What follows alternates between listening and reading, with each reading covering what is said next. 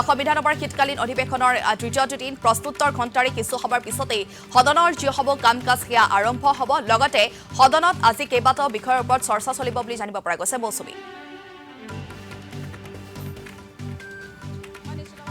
কিছু সময়ৰ পাছতে 9:30 বজাৰ লগে লগে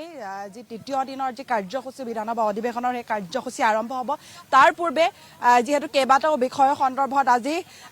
উত্থাপন হ'ব কেইবাটাও বিষয় উত্থাপন হ'ব মই দেখুৱাবলৈ বিচাৰিছোঁ এই মুহূৰ্তত অখিল গগৈ যি ৰাজ্য দলৰ সভাপতি সমান্তৰালকৈ শিৱসাগৰ বিধায়কজন তেখেতে 6 জনগোষ্ঠীৰ জনজাতিকৰণক লৈ যি এক অনাকাংক্ষিত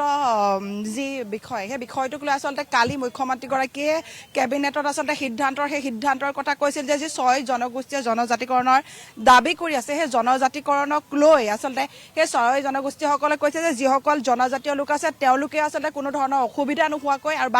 বাকী যি 6টা জনগোষ্ঠীয়ে জনজাতিকৰণৰ দাবী কৰিছে সেই জনজাতিসকলৰ তেওঁলোকৰ আশা আকাংক্ষাকো গুৰুত্ব দিয়া হ'ব বুলি মুখ্যমন্ত্ৰীগৰাকীয়ে কৈছিল আৰু এই মুহূৰ্তত দেখিবলৈ পাইছে যে বিধানসভালৈ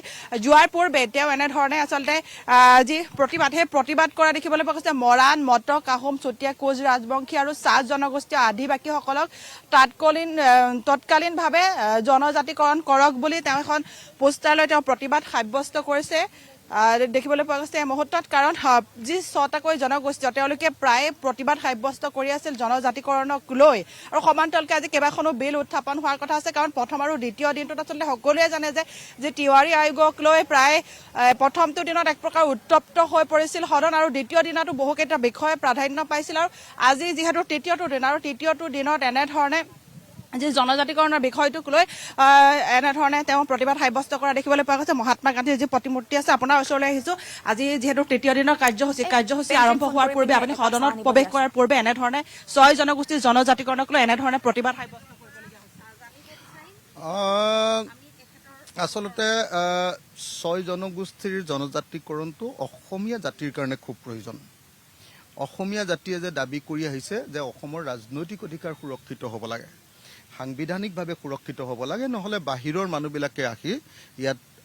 মানে অসমৰ ৰাজনৈতিক অধিকাৰ কাহিনীয়ে যেনেকৈ ধৰক আপোনাৰ বাংলাদেশৰ পৰা অহা যিসকল আপোনাৰ প্ৰব্ৰজনকাৰী তেওঁলোকে অসমৰ ৰাজনৈতিক অধিকাৰ কাহিনীলে বুলি গোটেই অসম জুৰি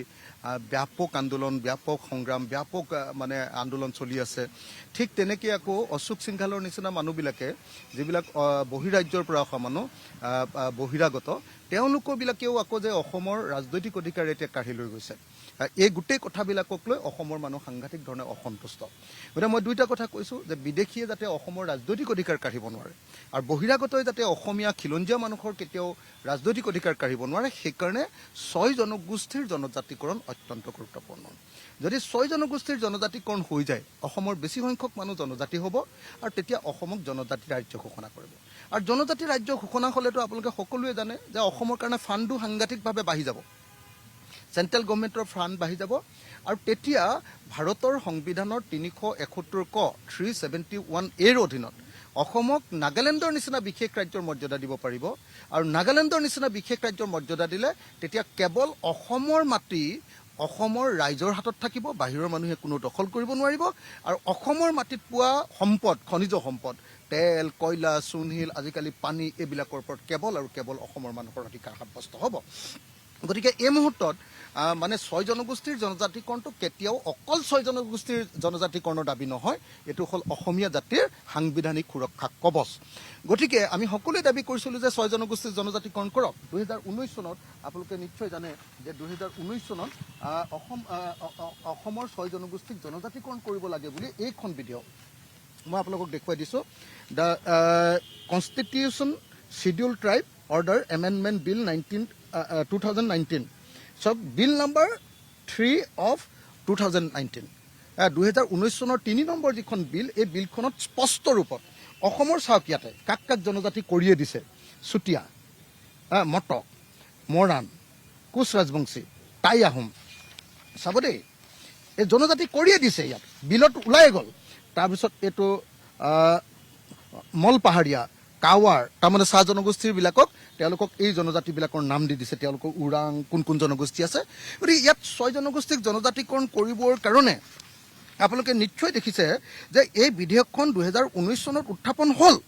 2019 চনত এই বিলখন উত্থাপন হোৱাৰ পাছত এতিয়া কিয় সেই বিলখন পাছ কৰা হোৱা নাই? এতিয়াও ৰাজ্যসভাত সেই বিলখন আছেই।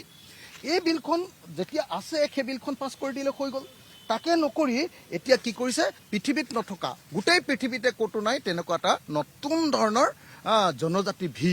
ভেলি বুলি এটা নতুন ধাৰা কৰিছে। আপোনালোকে নিজে চাওক, মই constitution schedule tribe order 1950 amendment up to 2024 ইয়াত আপোনালোকে চাওক যে ইয়াত আপুনি নিজে চাওক যে ইয়াতে চিডিউল ট্ৰাইব পাৰ্ট 1ত কি আছে। পাৰ্ট 1ত অন্ধ্ৰপ্ৰদেশ, অসমত পাৰ্ট 2ত আছে। পাৰ্ট 2 তাত অকল দুটাই জনজাতি আছে, এটা হ'ল পাহাৰীয়া, এটা হ'ল ST হিলছ আৰু আনটো হ'ল ST আপোনাৰ প্লেইনছ। এতিয়া জনজাতি বুলি এটা নতুন কৰি, য'ত সংবিধানত নায়েই, আমাৰ সংবিধান প্ৰণেতাসকলেই বনোৱা নাই, য'ত আগতে উত্থাপন হৈ থকা বিলখন পাছ নকৰে, তাত জনজাতি বুলি এটা নতুন ছেকশ্যন তৈয়াৰ কৰিব। এনেকুৱা কথা কেতিয়াবা হ'ব পাৰেনে? এইবোৰ মিছা টুপি। ইলেকশ্যনটো পাৰ কৰাৰ বুদ্ধি হিমন্ত বিশ্ব শৰ্মাই সদায় এটাই কাম কৰে। চাওক আপুনি 2014 চনত আমাৰ প্ৰধানমন্ত্ৰীয়ে কৈছিলে যে 6 মাহৰ ভিতৰত জনজাতিকৰণ দিম। তাৰপিছত আকৌ কোকৰাঝাৰত আহি আকৌ এবাৰ কৈ দিছিলে যে আমি জনজাতিকৰণ দিমেই 6 জনগোষ্ঠীক, কাম কৰি আছো, এনেকে কৈছিলে। প্ৰত্যেকজন মানুহে কোৱাৰ পাছত আপুনি চাওক 2016 চনৰ বিজেপিৰ আপুনি চাওক মেনিফেষ্টো, তেওঁলোকৰ বুলি কয়, কি কয়, এখন মেনিফেষ্টোখনক তেওঁলোকৰ ভিজন ডকুমেণ্ট বুলি কয়। তাত আপোনালোকে চাওক চবতে লিখি থোৱা আছে যে তেওঁলোকে 6 জনগোষ্ঠীক জনজাতিকৰণ কৰিব। এতিয়া মূল দাবীটোৰ পৰা তেওঁলোকে আঁতৰি এতিয়া যেনে তেনে ইলেকশ্যনটো পাৰ কৰিবৰ কাৰণে, সংগঠনবিলাকক যেনে তেনে ঠাণ্ডা কৰিবৰ কাৰণে, আৰু যাতে ৰাইজে আন্দোলন নকৰে সংগঠনবিলাকক বুজাবৰ কাৰণে এনেই মিছামিছিকৈ তেওঁলোকে এটা কি কৰিছে, আপোনাৰ ST ভেলি বুলি নতুন এটা অভিধা তৈয়াৰ কৰি মানুহক টুপি পিন্ধাব খুজিছে। মোক এজন লিডাৰেটো কৈছে যে ডাঙৰ জাপি আৰু এইটো। গতিকে মই এই মুহূৰ্তত অসমৰ সকলো 6 জনগোষ্ঠীৰ ৰাইজক সকলো ৰাইজক অনুৰোধ জনাইছোঁ যে আপোনালোকে দাবী উত্থাপন কৰক, সকলোৱে মাত পাতক যে আমাৰ 2019 চনত যিখন বিল আহিছিলে সংসদত সেই বিলখন পাছ কৰি দিলে হ'ল, আৰু নতুনকৈ ইমান আৰু ভাল বস্তু নালাগে আমাক। জনজাতীয় লোকসকলক ভাগ ভাগ কৰাৰ এটা চেষ্টা চলিছে নেকি?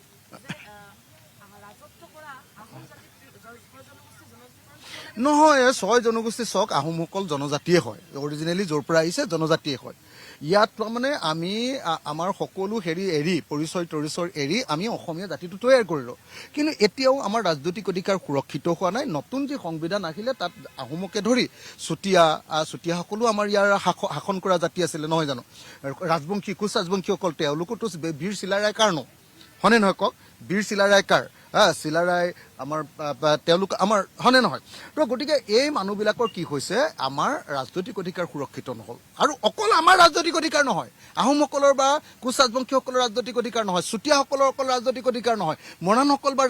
মটকসকলৰ কেৱল ৰাজনৈতিক অধিকাৰ নহয়, লগতে অসমৰ মানুহৰ ৰাজনৈতিক অধিকাৰ বাহিৰৰ মানুহৰ হাতলৈ গৈ আছে, বিদেশীৰ হাতলৈ আৰু বহিৰাগতৰ হাতলৈ। অশোক সিংঘাল এনেই দবদবাই থাকিব পৰা মন্ত্ৰী হ'ব পাৰিছে নেকি? আপুনি চাওক RSS বিজেপিয়ে লৈ কেনেকৈ এইবাৰ গোটেই আপোনাৰ ডিলিমিটেশ্যন প্ৰচেছটো অশোক সিংঘালে কৰি পেলালে, ভাঙি পেলালে, অসমীয়া মানুহৰ গোটেই অধিকাৰ নাইকিয়া কৰি পেলালে। আকৌ ঠিক তেনেকৈ গোটেই মানে আপোনাৰ বিদেশীসকলৰ অসমৰ ৰাজনৈতিক অধিকাৰ কাঢ়িছে বুলি বিজেপিয়ে 24 ঘণ্টা চিঞৰি থাকে। গতিকে তাৰ পৰা যদি ৰক্ষা কৰিব লাগে তেতিয়াহ'লে তোমালোকে 6 জনগোষ্ঠীৰ জনজাতিকৰণ কৰি দিয়া, অসমৰ ৰাজনৈতিক অধিকাৰ সুৰক্ষিত হৈ যাব।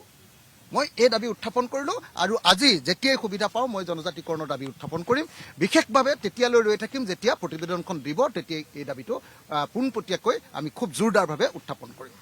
নিশ্চিতভাৱে এটা কথা ক'ব লাগিব যে 6 জনগোষ্ঠীৰ জনজাতিকৰণক লৈ আচলতে চৰকাৰে এটা জাপি দিবলৈ বিচাৰিছে, এনেধৰণৰ মন্তব্য কৰিছে অখিল গগৈ। আৰু মোৰ সৈতে সতীৰ্থ আছে প্ৰিয়ংকাৰ পৰা মই আজিৰ দিনটোৰ গোটেই আপডেটখিনি তেওঁৰ পৰা ল'বলৈ বিচাৰিম, যিহেতু কেইবাখনো বিল আজি উত্থাপন কৰা হ'ব। 2টা দিনত আচলতে 26 চনকৈ বিল উত্থাপন কৰা হ'ল। আজি কি বিষয়ে প্ৰাধান্য পাব মই আপোনাৰ পৰা জানিব বিচাৰিম। চাওক, ইতিমধ্যে আপুনি সবিস্তাৰি বিষয়টো উত্থাপন কৰিছে, আৰু আজি মূলতঃ এটা বিশেষ বিষয়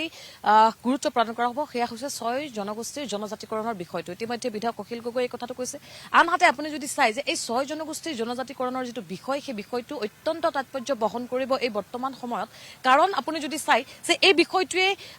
বিগত কেইবাবছৰৰ পৰা প্ৰায় নিৰ্বাচন আহিলেই ক'ৰবাত কোনোবাখিনিত যেন শাসকীয় পক্ষই যদি কয় যে 6 জনগোষ্ঠীৰ জনজাতিকৰণৰ এই বিষয়টো আচলতে ক'ৰবাত কোনোবাখিনিত তেওঁলোকে এই বিলখনৰ কথা উত্থাপন কৰে আনহাতে CC2I কিন্তু প্ৰায় 14টা জনগোষ্ঠীয়ে এটা বিশেষ কাৰণত বা 14টা জনগোষ্ঠীৰ এটা বিশেষ তেওঁলোকে ইতিমধ্যে টংকেশ্বৰ ৰাভাই যোৱা 10 নৱেম্বৰত এটা কথা স্পষ্ট কৰিছে যে আহোম জনজাতি যিটো জনজাতি আচলতে অসমত ৰাজত্ব কৰিছিল সেই জনজাতিয়ে ৰাজত্ব কৰা জনজাতিক কিয় আচলতে 6 জনজাতিকৰণ লাগে এনে ধৰণৰ প্ৰশ্ন উত্থাপন হৈছিল আৰু এই গোটেই বিষয়টোৱে সবিস্তাৰে ইতিমধ্যে বিধায়ক অখিল গগৈ তাৰ প্ৰত্যুত্তৰ দিছে আনহাতে আজিৰ দিনটোত আপুনি যদি চাই যে আজি বিধানসভাৰ শীতকালীন অধিৱেশনৰ তৃতীয়টো দিন আৰু এই তৃতীয়টো দিনত ইতিমধ্যে কেইবাখনো গুৰুত্বপূৰ্ণ বিধায়ক উত্থাপন কৰা হ'ব আৰু সৰ্বমুঠ আপুনি যদি চাই যে প্ৰথমটো দিনত প্ৰায় 16খন বিধায়ক উত্থাপন কৰা হৈছিল সংশোধনী বিধায়ককে আদি কৰি প্ৰায় 16খন বিধায়ক উত্থাপন কৰা হৈছিল কালিৰ দিনটোত প্ৰায় 10খন বিধায়ক উত্থাপন কৰা হৈছিল আৰু আজিৰ দিনটোত নতুনকৈ 3খনকৈ সংশোধনী বিধায়ক উত্থাপন কৰা হ'ব আৰু মূলত এই 6 জনগোষ্ঠী জনজাতিকৰণৰ যিটো বিষয় সেই বিষয়টো আচলতে তাৎপৰ্য বহন কৰিব সেই বিষয়টো আচলতে অধিক তাৎপৰ্য বহন কৰিব আনহাতে শাসক বিৰোধী দুয়ো পক্ষই উভয় আচলতে আজি মন্ত্ৰী গোটৰ এই প্ৰতিবেদন দাখিল কৰিছে সেই প্ৰতিবেদন আজিৰ দিনটোত বিধানসভাৰ মজিয়াত দাখিল কৰা হ'ব আনহাতে আপুনি যদি চাই যে এই মুহূৰ্তত আমি আজিৰ এই বিশেষ দিনটোত কৰবাত কোনোবাখিনিত তৃতীয়টো দিনত আমি মুহূৰ্তত যদি জনাও যে প্ৰায় বিষয় মূলত এই যিখন বিল যিখন আপোনাৰ 6 জনগোষ্ঠীৰ জনজাতিকৰণ সেই জনজাতিকৰণৰ এই বিষয়টোৱে আচলতে অধিক তাৎপৰ্য বহন কৰিব গতিকে শিক্ষা বিভাগৰ কেইবাটাও গুৰুত্বপূৰ্ণ হয়তো বিল বিধায়ক আজিৰ দিনটোত দাখিল কৰা হ'ব আনহাতে আমি যদি এই মুহূৰ্তত কওঁ যে নতুনকৈ আচলতে সংশোধনী বিধায়ক 3খন দাখিল কৰা হ'ব আনহাতে 2025-26 বৰ্ষৰ অসমৰ যি বিনিয়োজন সেই বিনিয়োজনৰ বিধায়ক আজিৰ দিনটোত দাখিল কৰা হ'ব আৰু উভয় পক্ষই শাসক বিৰোধী উভয় পক্ষই এই গোটেই বিষয়টোৰ ওপৰতে আচলতে তেওঁলোকৰ প্ৰশ্নোত্তৰ শিতানেৰে আৰম্ভ হোৱা যি সদনৰ কাম কাজ সেই কাম কাজত তেওঁলোকে উভয়